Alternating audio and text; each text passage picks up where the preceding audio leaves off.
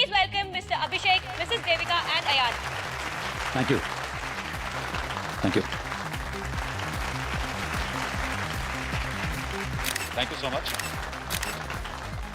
इस कार को बनाने का हमारी कंपनी का सपना तो था ही, साथ ही न्यू जनरेशन को हम लोग एक ऐसी कार देना चाहते थे जिसमें बैठ के वो लोग कूल और फैंसी फील करें, जैसी feel American and German brands की कार में होती है। अब आपका ज्यादा वक्त ना लेते हुए let me introduce to you the most valuable gift to our nation. Ayaan, please come. Vicky, can I have the remote, please? Yeah. There you go. Future is all yours. Introducing a new booster.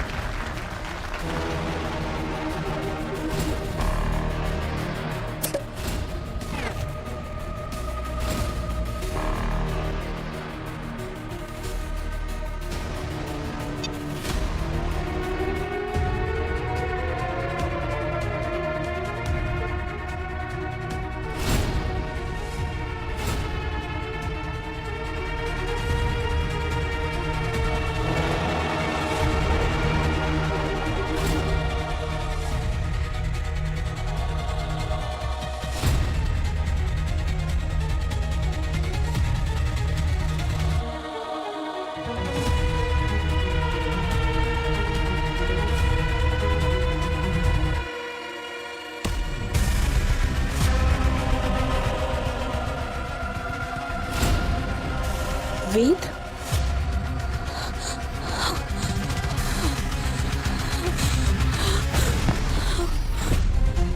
Devika, मौत!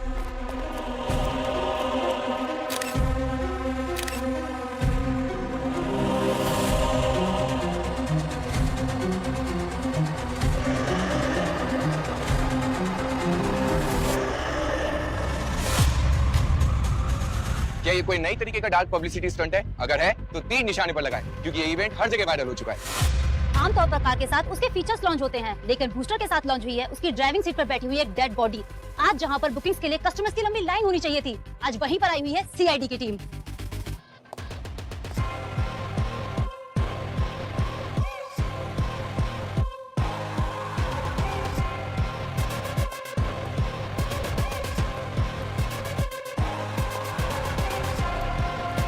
Sir, Devika को होश आ गया है।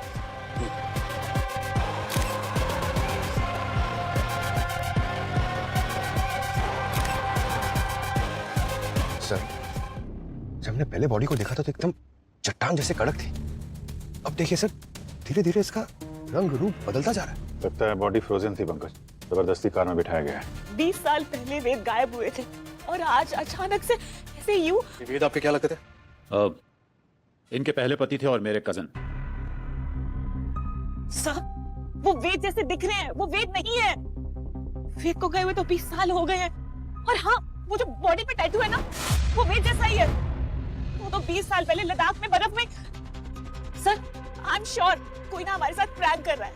आप check करिए ना। और आजकल तो आपको पता है ना, 3D वाले मॉडल्स कितनी इजीली बन जाते हैं। ये नकली है। सर, बॉडी काफी तेजी से डिकम्पोज हो रही है। इसके पहले कि हमारे यहाँ सिर्फ हड्डियां ही बचे, बॉडी को फटाफट फोरेंसिक लैब भेजने का इंतजाम करो।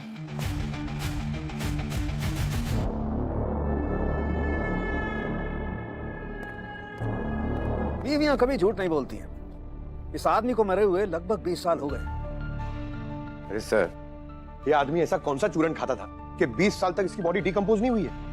पंकज, मैंने इस आदमी के मसल टिश्यूज और ब्लड सेल्स बहुत अच्छी तरह से चेक किया और जिस तरीके का माइक्रो बैक्टीरिया इसकी बॉडी में मिला है, उससे साबित होता है कि इस आदमी की लाश किसी ऐसी जगह पर दबी हुई थी जहाँ चारों तरफ बर्फ ही बर्फ थी। एकदम ठंडा इलाका। क्या? हाँ, ऑलमोस्ट -20 डिग्री टेम्परेचर। और इतना कम टेम्परेचर इंडिया में सिर्फ हिमालय के हाई एल्टीट्यूड एरिया में मिलता और कहीं नहीं। लेकिन अगर 20 साल से किसी मरे हुए इंसान की लाश कहीं दूर पहाड़ों में दबी हुई थी तो फिर ये अचानक मुंबई कैसे आ गई? अरे ऐसा कौन सा स्पीड पोस्ट है कि लाश वहां पहाड़ों से या मुंबई एक कार के सीट में आ गई? पंकज, अभी लाश स्पीड पोस्ट से आई है या टाइम ट्रेवल करके आई है, ये पता लगाना तुम लोगों का काम है ना। हाँ, लेकिन मैं तुम्हें ये बता सकता हूँ कि ये लाश कब बाहर आई है। सर तो पूरी बात बताइए ना, आप ऐसे किस्तों में क्यों बोल रहे हैं? ये लाश 12 से 13 घंटे पहले बाहर आई है। क्या? हाँ, सिर्फ 12 से 13 घंटे पहले? बिल्कुल। जिस तरीके से इसके मसल टिश्यूज टूट टूट करके गिर रहे हैं और जिस तरीके से इसका स्किन का कलर बदलता जा रहा है, उससे बात साफ पता चलती है कि किसी लो टेम्परेचर से इस लाश को बाहर आने में सिर्फ 12 से 13 घंटे लगे, बस। सब वेद को ना पैराग्लाइडिंग का बहुत शौक था, इसीलिए ही वो लद्दाख जाते थे। वहाँ पर कोई कंपनी थी जो पैराग्लाइडिंग करवाती थी। बस वहीं पर पैराग्लाइडिंग करते टाइम जब लैंड कर रहे थे तो एवलांच हो गया और वेद बर्फ में फंस गए। उसके बाद वेद कभी मिले ही नहीं हमें। वो कंपनी कौन सी थी जो ये पैराग्लाइडिंग वगैरह करा रही थी? और 20 साल पुरानी बात है, नाम तो याद नहीं है। और वैसे भी वेद भाई साहब अपनी सारी बुकिंग्स खुद करते थे। तो बुकिंग की डेट तो याद होगी ना आपको? हाँ सर, वो मैं कैसे भूल सकती हूँ। 3 सितंबर 2004। तुम्हें फाइंड इट। क्या 2004 में? अब मैडम इतनी पुरानी बात कौन ही याद रखेगा। पर हाँ, झूठ नहीं बोलूंगा कि कभी कभार बर्फीले तूफानों में ऐसे हादसे अक्सर हो ही जाया करते हैं। और ये पैराग्लाइडिंग का खेल तो है ही रिस्की। और सच कहूँ तो इसी एडवेंचर की वजह से लोग आते हैं इसको करने के लिए।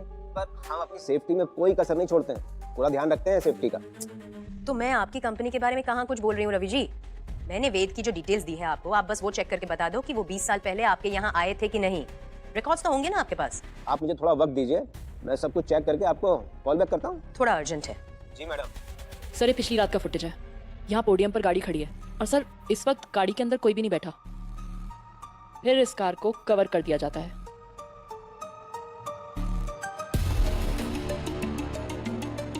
और फिर आज सुबह यहाँ जब इस कार को अनकवर किया जाता है, सर देखिए वेद की लाश ड्राइवर सीट पर बैठी मिली है।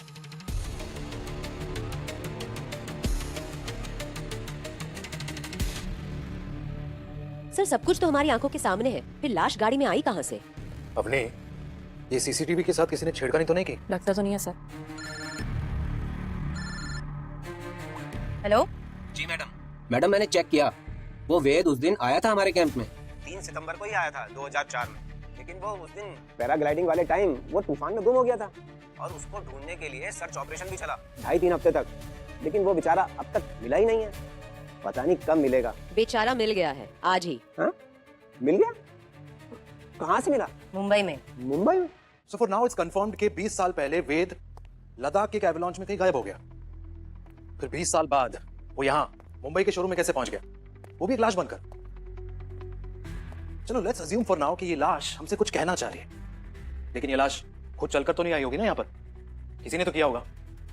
We need to find these answers. Sir forensic ने कंफर्म किया है कि इस बॉडी को एक्सट्रीम कोल्ड टेम्परेचर से निकले हुए कुछ 12 से 13 घंटे हुए हैं। 12-13 घंटे में लाश बाय रोड लद्दाख से मुंबई पहुंच गई? Not possible. इस कार को खंगालो अच्छी तरीके से, एक एक कोना छान मारो इसका। बॉडी इस कार में मिली है, जवाब भी एक कार ही देगी। यार बहुत बुरी किस्मत है इस गाड़ी की तो। इसका बर्थडे मनाया नहीं कि डेथ सर्टिफिकेट जारी हो गया इसका। सच में सर इस कार को तो अब कोई भी नहीं लेगा। ये बहुत हैवी डिस्काउंट पे मिलेगी। ये केस सॉल्व हो जाने दो, शोरूम से आके बात करता हूँ। सर सर यहाँ से बहुत अजीब स्मेल आ रही है। हाँ सर कोई केमिकल जैसी स्मेल है। कार तो एकदम ब्रांड न्यू है, तो किसी भी तरह का केमिकल का स्मेल तो नहीं आना चाहिए। हो सकता है बॉडी को डिक्की में रख के छुपाया हो। बर्फ से निकालने के बाद बॉडी को सड़ने से बचाना तो चाहिए ना, तो केमिकल लगा के यहाँ रख दिया होगा। और जिसने डेड बॉडी को यहाँ लाया होगा वो इसी में छुपा होगा। अरे बिल्कुल हो सकता है सर, ये देखिए ना, कम से कम 2 आदमी के लेटने की जगह है। पंकज सब ठीक है ना? ठीक ही है सर।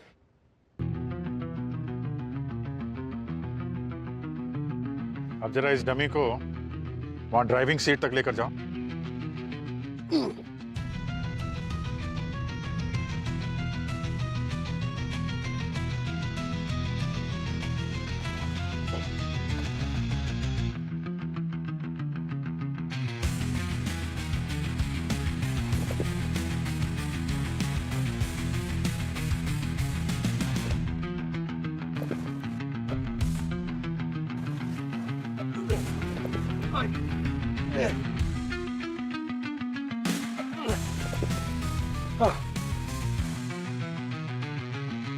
हालत खराब हो गई सर।